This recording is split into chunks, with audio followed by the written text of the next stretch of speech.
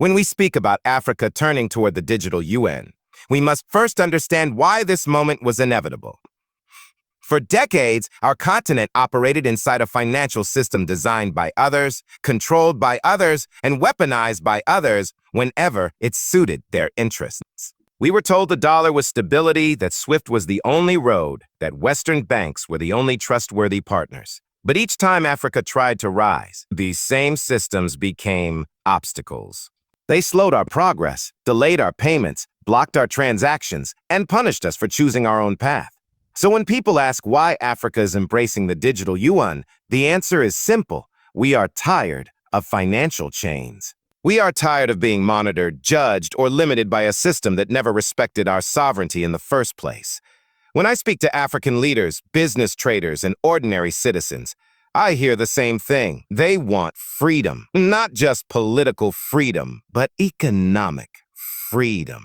Freedom to trade without interference. Freedom to move money without sanctions. Freedom to build industries without waiting for approval from agencies that don't know our realities. And that is exactly what the digital yuan offers us. For the first time, Africa sees a tool that allows us to operate on our own terms. No middleman, no extra conditions, no hidden pressures. A clean financial bridge built on technology rather than politics. For years, the West believed Africa would never challenge their financial influence. They believed we would always depend on their banks, their currency systems, their approval.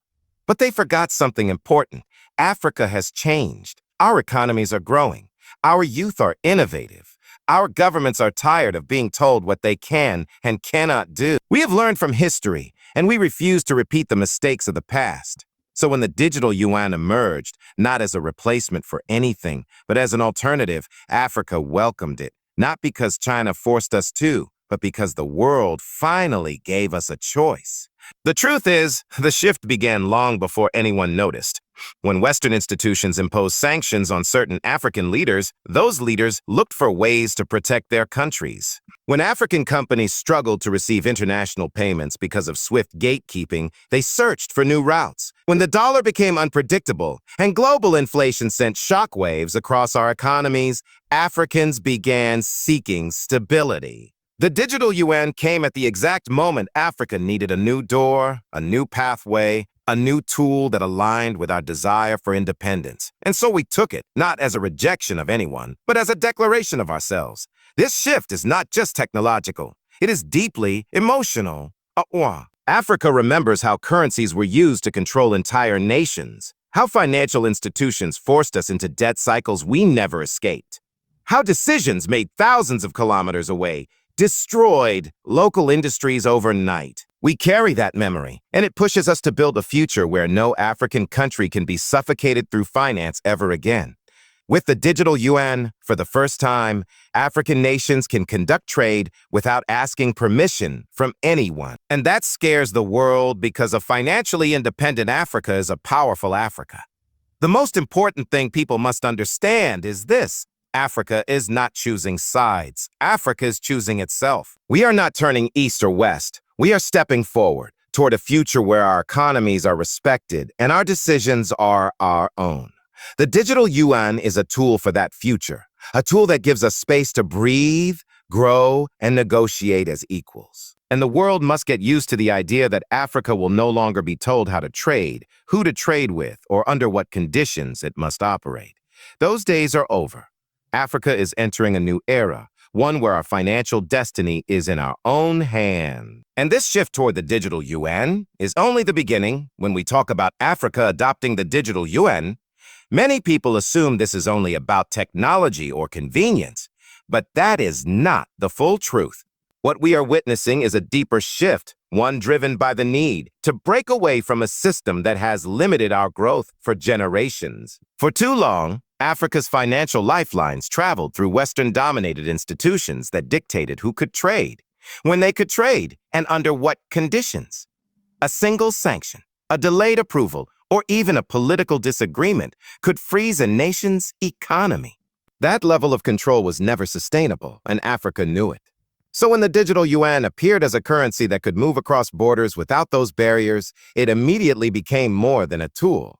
It became a doorway to dignity, Across the continent, African governments and businesses began to realize that they no longer had to accept a world where financial systems treated them as threats instead of partners. The digital yuan bypasses many of the gatekeepers who used to intimidate or restrict African economies. And suddenly, countries that were once vulnerable to external financial pressure found themselves with a new kind of strength, quiet, digital. For the first time, Africa could engage in global trade without fearing that a bank across the world might block a transaction based on political preferences. You can feel the change in the confidence of African traders. A farmer in Kenya exporting tea no longer has to wait weeks for dollar confirmations. A mining company in Zambia can sell copper without worrying that a small geopolitical dispute might delay payments. A tech startup in Rwanda can receive investment directly with no third party holding the money halfway. And these are not abstract possibilities. These are real stories happening right now across the continent. The digital yuan is giving Africa something it has desperately needed: speed, reliability, and freedom from financial intimidation. Of course, this shift has made some countries uncomfortable. They did not expect Africa to move so decisively. They assumed Africa would hesitate, that we would fear their reaction, that we would cling to the old financial structures even if those structures were slowly suffocating us. But Africa has reached a point where survival demands boldness. We cannot develop if someone else controls our cash flow. Food. We cannot industrialize if every transaction passes through a foreign filter. So instead of asking for permission, Africa simply acted. And now the world is waking up to the reality that we are no longer financially dependent. Some people say Africa is choosing sides, but that is not true. Africa is choosing efficiency. Africa is choosing stability. Africa is choosing an economic system where its success does not depend on the mood of foreign politicians. The digital yuan offers predictable settlement, faster processing, and fewer geopolitical risks. That alone makes it attractive to leaders who are tired of making national decisions based on fear of sanctions or economic retaliation. The most important shift is happening in the mindset of African youth. They see a world where digital currencies are normal, where blockchain payments are safer than banks, where innovation is not a luxury but a necessity. And to them, the digital yuan is not a political statement. It is a technological evolution.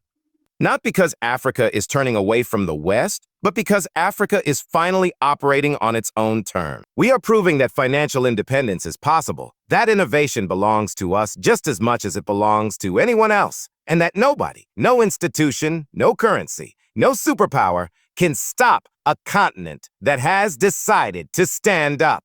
And this, more than anything, is what the world did not expect. When Africa began turning toward the digital yuan, many analysts brushed it off as a temporary shift or a minor adjustment in global trade. But today, those same analysts are realizing they underestimated something far bigger. A change in global power dynamics that Africa itself is helping to shape.